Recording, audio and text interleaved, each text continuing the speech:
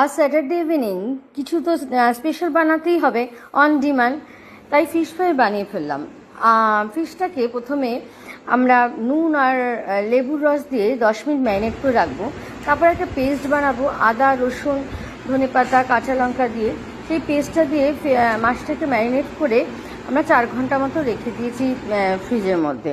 তারপরে সেটাকে ডিমের গোলার মধ্যে চুবিয়ে ব্রেড ক্রাম্ব দিয়ে এক একটা ফিশ ফ্রাই তৈরি করে নিলাম এবং তৈরি করে সেটাকে ফ্রাই করলাম। এক এক করে ফ্রাই করলাম। ফ্রাই করার সময় একটু খেয়াল রাখতে হবে, কখনো একটু বাড়িয়ে ফ্রাই করতে হবে, কখনো গ্যাসটাকে কমিয়ে ফ্রাই করতে হবে। ধীরে ধীরে আস্তে আস্তে ফ্রাই করতে হবে, কারণ যদি বেশি বাড়িয়ে ফ্রাই করি তাহলে ওপরটা পড়ে যাবে, ভেতরটা কাঁচা থেকে যাবে।